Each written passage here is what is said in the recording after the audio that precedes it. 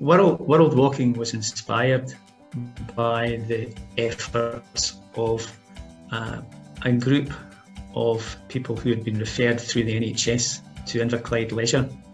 They met at the waterfront as a cardiac rehab exercise group, and to add a little spice to their weekly gym sessions, we set a challenge for them to walk around the world, and they chose the name the Inverclyde Globetrotters for that expedition, and they kept walking. It took 11 years with pedometers and clocking up miles in the gym to reach the moon, and they were the inspiration behind World Walking. They began with a map of the world, a Googled route, and a box of pedometers from the Inverclyde Royal Hospital's cardiac rehab team.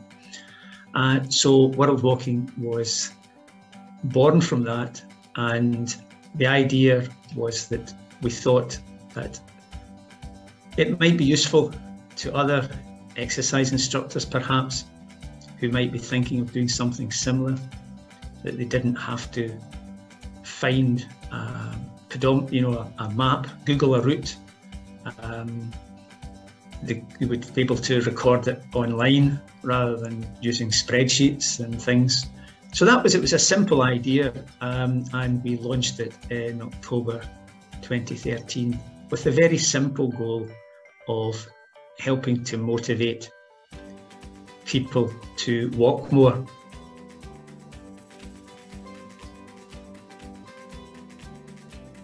We had no game plan. We had no idea if anybody would find it, use it, find it helpful, whatever.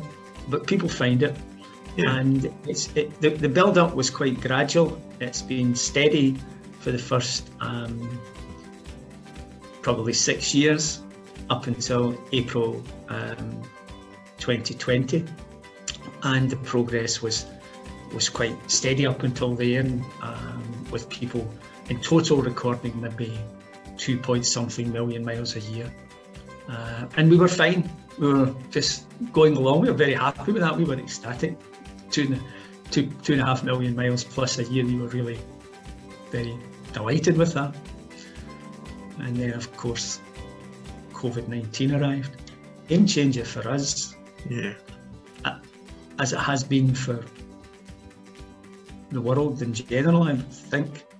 I wish it had never happened, despite the benefits, the impetus that it's given World Walking. I would be very happy to be still plodding along with 2.5 million miles a year. Mm-hmm. But it was a game changer, and I thought when COVID-19 hit us all that it would possibly be the end of World Walking for a while, with people on lockdown and being indoors more than outside and all the restrictions. I thought the usage of World Walking would dip significantly. Shows you what I know. The converse happened, with gyms shut and volunteer health walks stopped across the country or the globe or whatever. People started obviously looking around for alternatives, ways of staying connected, staying active, and staying safe. And lots of them found World Walking and started to use it. And we're still in the midst of that at the moment. So since April 2020, our world has changed out of all recognition from what it was before.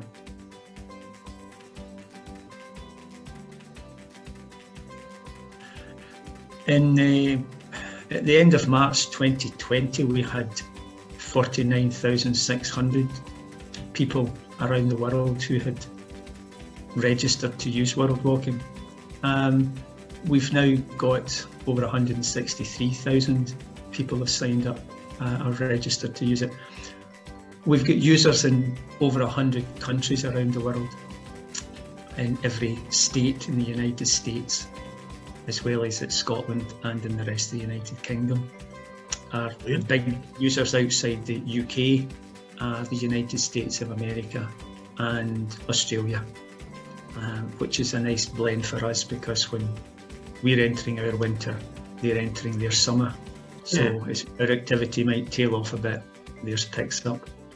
But yeah, we've got people all over the world using it.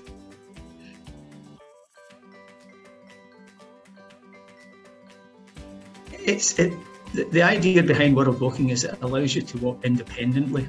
You can use it as an individual, or you can create your own small group on world walking, and you can rope in your family members or your work colleagues, friends, whoever.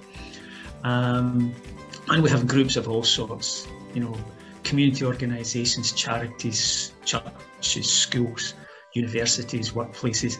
But to get started, if you just want to explore it and use it and see what it's about, you just go to the worldwalking.org website, and there's a little video on the front page, the home page, that people can watch.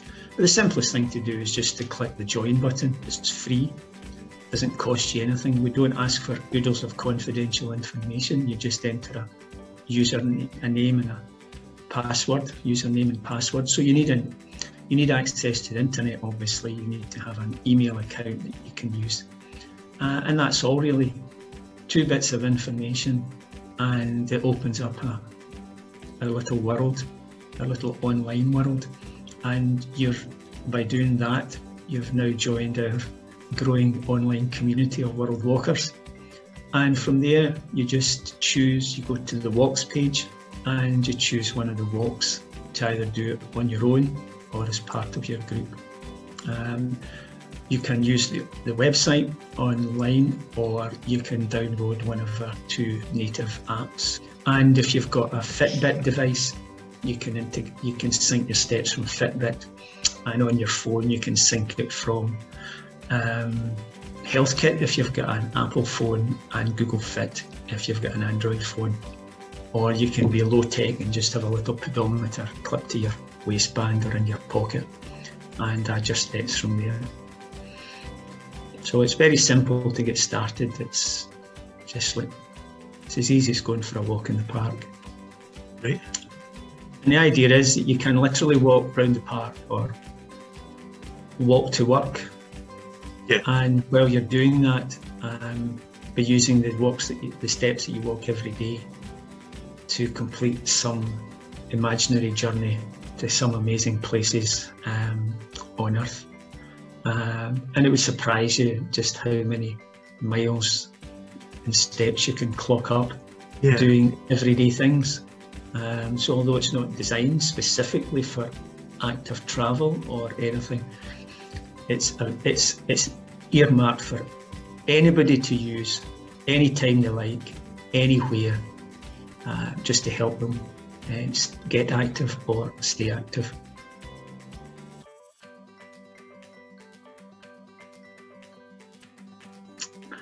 We're always on the lookout for something, a new angle for world walking. We've created routes for Olympic Games and Commonwealth Games and things like that. So COP26 coming to our own backyard in Glasgow was just too good an opportunity to miss. So we had a taster for that when Keele University got in touch with us about a year ago, asking if we could create a sustainability route for them, linked to their work at the university. So we did that. But for COP26, we created a route from Paris, where the Paris Climate Agreement was signed, to Glasgow. And we called it our Climate Change Challenge, and we put it out on World Walking and just left it there for people to use. We had an approach from an organisation in Ireland called I think it's the Green Team Network, a network of financial institutions who are collectively trying to assist each other in being more sustainable and going green. And they asked if we could create a route from Dublin to Glasgow. So we did that for them.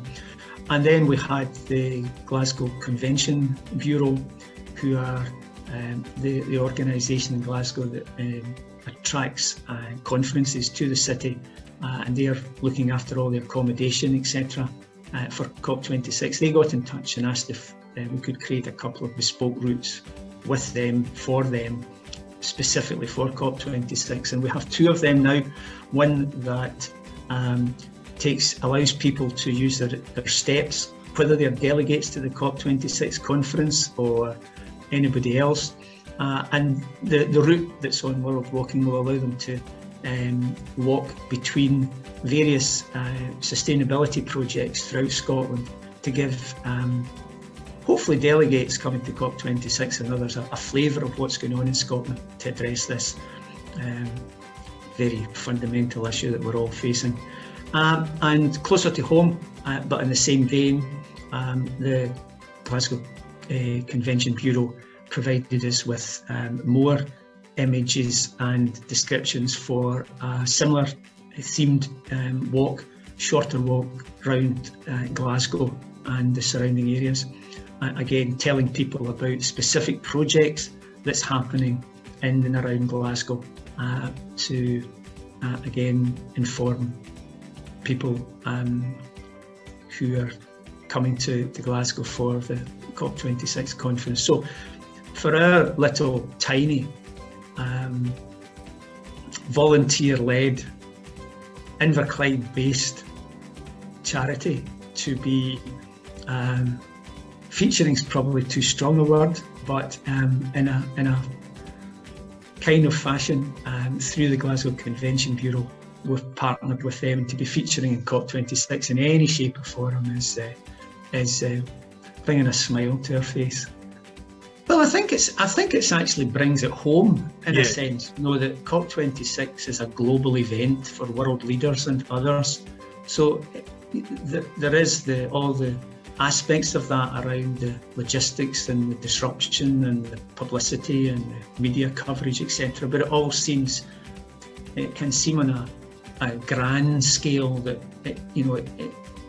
it's a big thing, whereas being able to actually home in on what's happening in your own backyard, in your own city, in your own country, and learn about projects that are going on, I think is a simple and neat, free way of becoming informed about what's happening around. And we people who do the walks and read the little descriptions about the various projects that are featured in there will not just stay active, but they will be better informed at the end of the project about what's happening. And that's really it's very consistent with the theme of World Walking.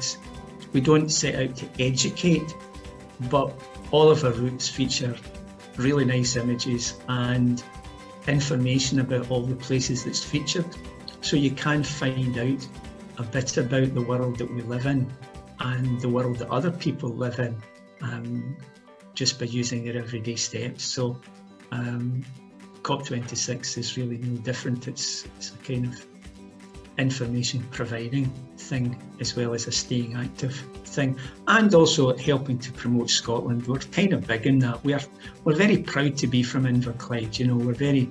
All of the Inverclyde Globetrotters were by name from Inverclyde, so we're proud to be from Inverclyde. We like to fly the flag for Inverclyde. We like to fly the flag for Scotland. We like to promote Scotland. It's not our core business, but it's very easy to do with a little bit of thought. In fact, I've just put on a new route around Scotland in the last half hour we've called West Scotland Trail, which kind of merges the Great Glen, the North Coast 500 and the road to the Isles.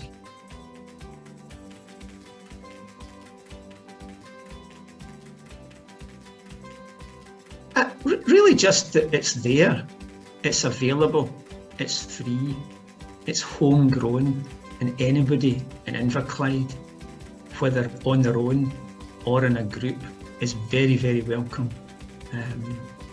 to join and make the best of it. and that's really all we've ever set out to do. So the more people that do that, whether it's in their workplace or in a school or anything at all, you can use the miles that you clock up on your volunteer-led health walk to complete a walk and see how far you get, either as a group or as an individual. And for people that don't want to be part of a group, that just want to do their own thing, then they can do that in World Walking, still be motivated. Nobody knows you're doing it, nobody can see your activity, nobody can contact you. We have no adverts on the site. We don't write to our users to bombard them with marketing and stuff, or adverts. So it's very private, it's very personal. So message bottom line would be, it's there, crack on, make the best of it, and happy walking.